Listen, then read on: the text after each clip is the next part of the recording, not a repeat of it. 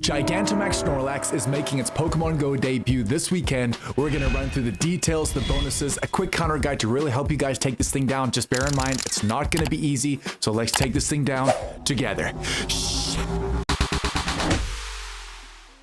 Kicking off with date and time, guys, it's going to be taking place on Saturday, the 19th of April from 2 to 5 p.m. local time, so a 3-hour time frame. Let's quickly break down our featured Gigantamax Pokemon, Snorlax. Snorlax is a normal type Pokemon originally coming from the Kanto region in Generation 1. It has a max CP of 3647, which is pretty solid, an attack of 190, which is okay, a defense of 169, but its stamina really shines at a stat of 330, which is really impressive. The fast attacks it has access to is going to be Lick, Zen Headbutt, and Yawn, and the charge moves it has access to is a massive pool. It has Hyper Beam, Earthquake, Body Slam, Heavy Slam, Outrage, Skull Bash, and the fighting type superpower. We're going to have a look at its weaknesses just now to see what strategy and what is the best counter guide to take this thing down, but let's look straight into the bonuses now. Just like it was for the previous Gmax battle days, the max particle collection is going to be increased to 1600, which is amazing. So it's normally 1000. This is going to be increased to 1600. All the power spots are going to host Gmax battle raids, and remember that the refresh time is going to be even quicker. So I believe it's every half an hour that these will refresh. We can get 8 times the max particles from power spots. So normally we get about 120 or 100 per spin. During this time frame, you're going to get up to 800 per collection, which is awesome. And something that they've added in here that definitely wasn't there during the Raikou day, for example, is that we can get an additional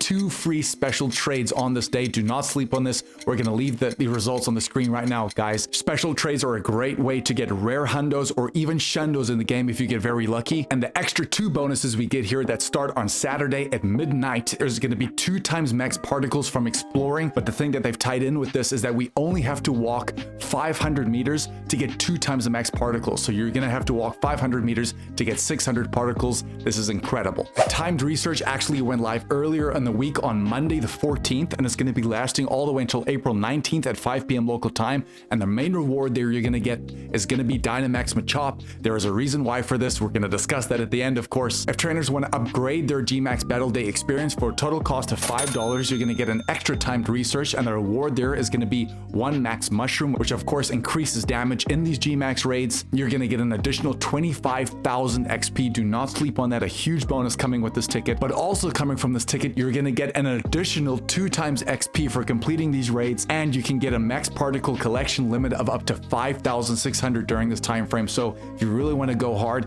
this ticket is looking really worth it, and particularly for those XP gains, insane. If you guys want to have a look at the web store, again, for that same cost of $5, you can get the equivalent event ticket, but on top of that, you can get an additional max particle pack. So if you want to get that for free, go for that option. Okay, now we've reached the crux of this video. Mikey, how are we going to take this Gmax Snorlax down? To be honest, guys, this is not going to be easy. If you've had experience of Gmax battles before, you will know that you're going to need a number of trainers.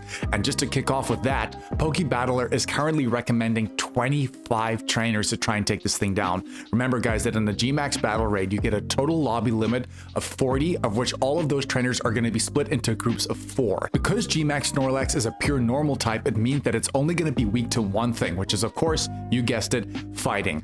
Currently, guys, in the game right now, there are only about 3 or 4 fighting DMAX options that we could use, of which one of them clearly stands out, which is going to be Machamp. The others that you could use is the recently released Pissimian, or you could use Phalanx, but I would not even do that. I would really try and stick to Machamp if you do have it, and like we said in that timed research, you're going to get a free Machop from that timed research, and if it doesn't maybe have the IVs you want, try and complete as many max battle Machops during this week as you possibly can, because Machamp is definitely going to be your best attacker that you could possibly use. But wait, do not start with your Machamp. You're probably going to be asking why. Guys, these groups of 4 trainers that you guys are going to be broken up into need to have strategy behind this. The best strategy that we would use for this day is that 2 of those trainers should be purely focused on attacking, which pretty much would have a lot of fighting types in there, and the other 2, one should be focused around defense and the other one should be focused around healing. Bear in mind as well, we had a look at that Snorlax move pool, and unfortunately it's got a large move pool of which certain moves are going to be very effective, and I'm looking at something like Superpower, for example, but even something like Hyper Beam is going to hit tremendously hard. So what you really want to try and do is start off with 1 tank. undoubtedly the best tank that you could use on this day is going to be Metagross, because believe me, you're going to want a Metagross on the team. The reason why is that I think Metagross resists 4 of the 7 moves that Snorlax has, but more importantly, what you really want to be doing, guys, is that as that Dmax meter is charging, remember that once the transformation happens, you want to swap from that tank into your attacker. So you want to go straight into the Machamp, do your damage, but what's so important to mention about the Metagross before you swap is that you don't really want to be using charged moves. The reason why is that when you use the charged moves, you might be thinking, but why, Mikey? It's going to do more damage. Unfortunately, the way it works in the game is that your fast move is actually what charges the Dmax meter. So what you really want to be doing is just be throwing fast moves so you can charge that meter. Remember, you can swipe right or left to try and get that little Dmax bubble to boost that little meter as well. But once the transformation happens, swap into your attacker, and you want to be doing as much damage output as you possibly would be from your Machamps. And then once that transformation is over, you want to swap back into your tank or your healer, depending on which teammates and what strategies you employ, to really try and keep your Pokemon alive, because that is the main game here. You want to try and stay alive. We're now going to go through the 3 categories of attackers, defenders, and healers to really help you guys take this thing down. In the attacking category, of course, number 1 is going to be the Dynamax Machamp with that counter fighting move as your fast move. You could use Gmax Charizard with wing attack.